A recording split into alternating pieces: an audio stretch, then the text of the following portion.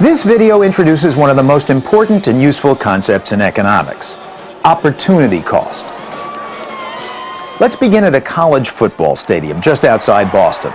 Partly, I was here in my capacity as sports nut. Touchdown! One of the many fans following the fortunes of the Boston College Eagles. But the armchair economist in me was looking for more than an easy win. Seeing that so many people had chosen to spend their day cheering their favorite team to victory, I wondered first about the economic benefit these fans placed on attending the game. Let's say I offered each of you, I said, I'm going to buy your ticket, you can't go to the game. How much would you offer? $10. Not worth it. Would anybody take 15? No. 75? No. 80? If I give you 80? I'd take 80. I set my limit at 100. Let's say I offered you $100 for your ticket. I don't think so, Charlie. I don't see that. I'm sorry. I can't do it. $500. No. $600. No. Come on. I'd give you $600 right now. No, this is my day. This is it, yeah. So if I'd offer you $10,000, you literally wouldn't do it? No. No.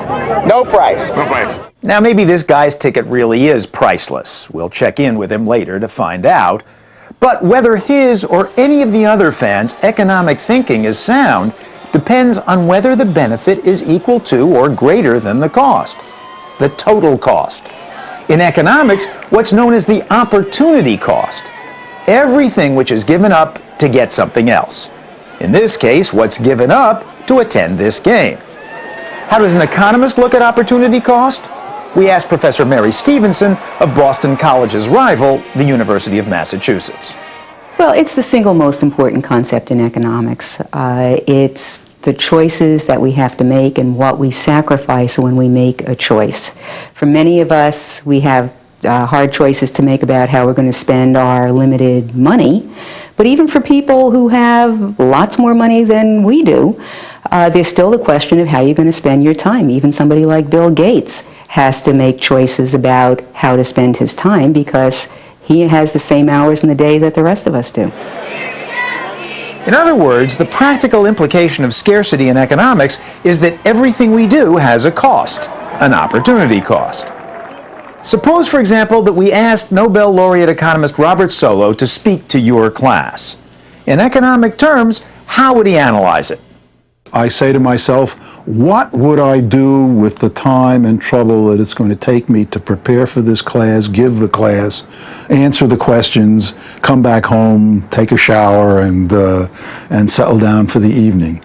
And that will give me a number. Suppose I can value that time and trouble. The thing I would do instead of doing that is something that I would pay $1,000 to do. Then what I should say is that any price over and above $1,000 makes this a net gain for me. That doesn't say I should ask for a $1,000 fee. I should ask for the largest fee that I think the sucker will pay. But if that largest fee is not as much as $1,000, then I won't go. As it turns out, this is a rather old idea, as we learned from the man on the $100 bill, Ben Franklin, who expressed it somewhat differently in the late 1700s. You, sir, once wrote that time is money. And 250 years later, it's become a cliche. What was it exactly that you wrote? Well, it was somewhat more than that in my little epistle, Advice to a Young Tradesman. In the pamphlet Advice to a Young Tradesman, which Ben published himself in 1748, he coined the famous phrase, using as his example a worker who usually makes 10 shillings a day, but chooses to work only half a day, then hits the pub and spends 6 pennies there. Remember that time is money.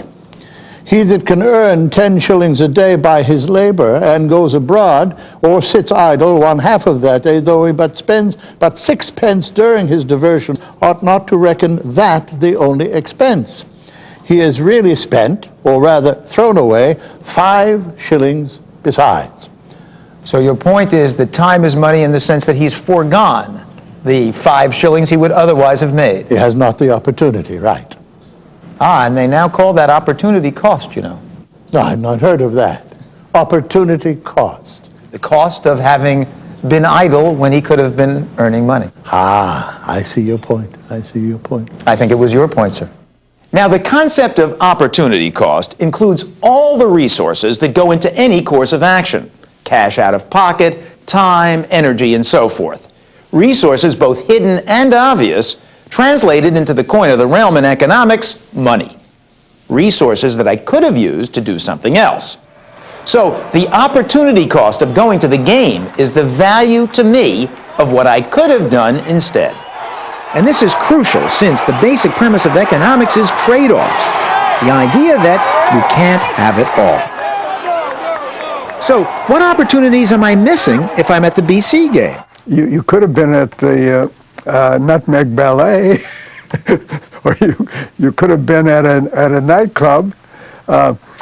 We all have choices to make, and every choice involves giving up something else. If you choose one of them rather than the other, the opportunity cost of doing that thing is the one that you don't do, the option that you don't take. And what it's worth to you. And what it's worth to you, its value to you. Solow uses the example of this very course. The opportunity cost of the time and trouble you're spending taking this course is precisely the best activity that you would substitute for it if you decided you couldn't. Imagine that it got canceled. Imagine that the course went up in smoke somehow. You would have so many hours a week on your hands. There is one best thing that you would decide to do with that time. So in effect, you're sacrificing that in order to take the course, and that's your opportunity cost. People often forget this, though, right? I mean, People, first of all, they think of cost only as purely monetary. They don't have the notion that there's a scarce resource, often their own time and effort, and to use it in one place is not to use it in another. And when you're not using when you're not doing something that you could have done, you are sacrificing that thing. You're giving it up, and that's your cost. There's one last small matter to resolve: that fanatic at the football game.